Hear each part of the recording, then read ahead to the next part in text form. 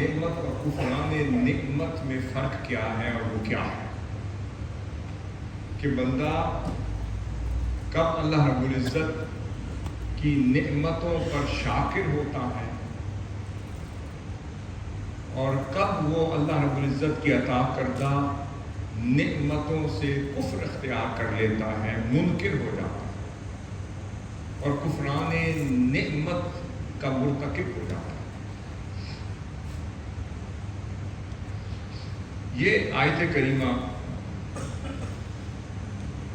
میں نے 2 آیات ابتداءً اس موضوع کے لیے منتخب کی، مگر ان آیات کے پیچھے آیات کا سمندر ہے جو اس مضمون کا احاطہ کیے ہوئے ہیں، اور قرآن مجید کے مختلف مقامات پر اللہ رب العزت نے شکر کے مختلف شواہد بیان کیے ہیں، مظاہر بیان کیے ہیں،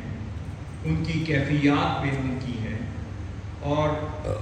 بار بار اپنی نعمتوں کا ذکر کر کے انسان کو اپنی عطا کردہ نعمتوں کی تذکیر کے ساتھ اس کے شکر کی طرف لانے کی کوشش کی۔ پہلی آیت کریمہ سورۃ ابراہیم کی آیت ہے، اور دوسری آیت کریمہ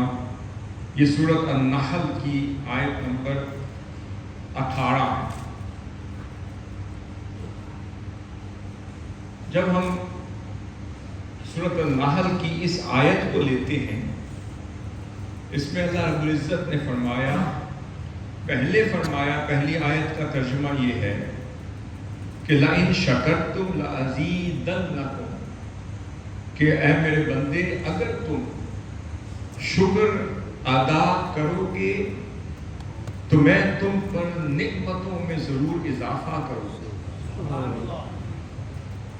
دوسرے لفظوں میں اللہ رب العزت اپنے بندوں سے یہ فرما رہا ہے، تم شکر گزار بنتے چلے جاؤ،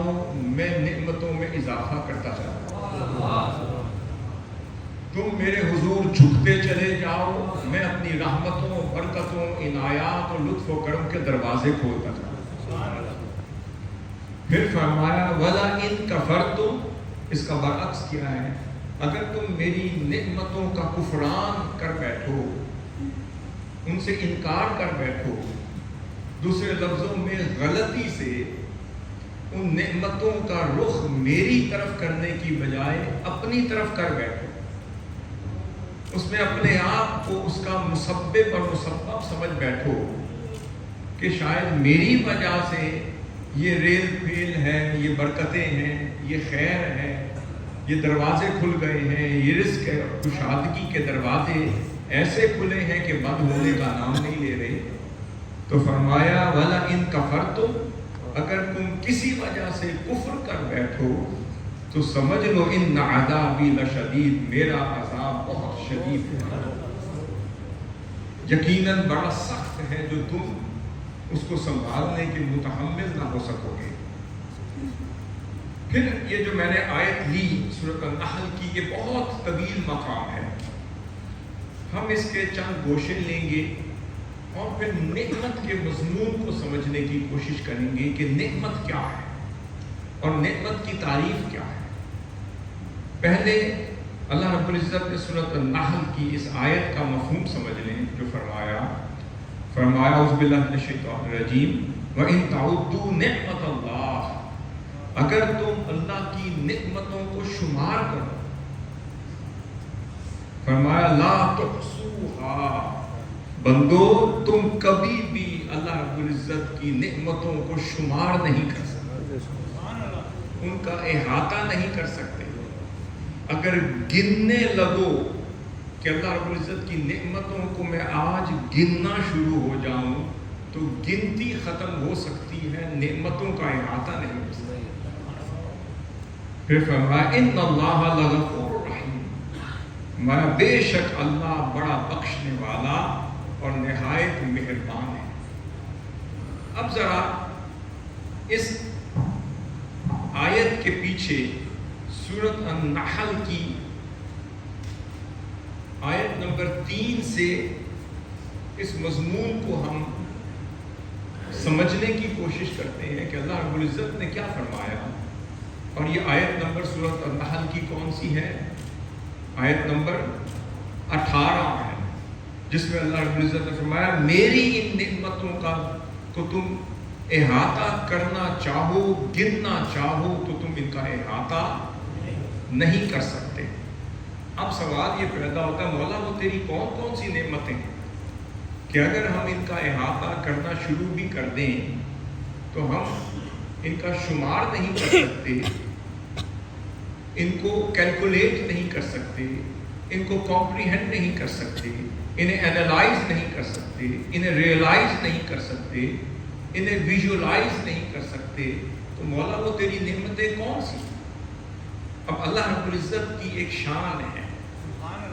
اس کی یہ سنت ہے، اس کا یہ طریقہ ہے، اس کا یہ اسلوب ہے. اور جو سنت الہیہ ہے کہ وہ کچھ بتائے بغیر گرفت بھی نہیں کرتا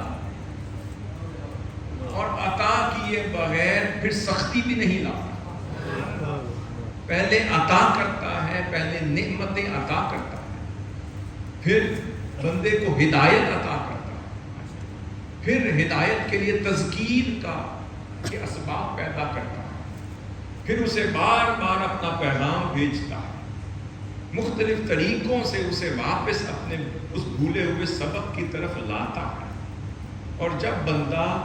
پھر ان نعمتوں میں ڈوب جاتا ہے اور نعمتیں بھیجنے والے کو بھی بھول جاتا ہے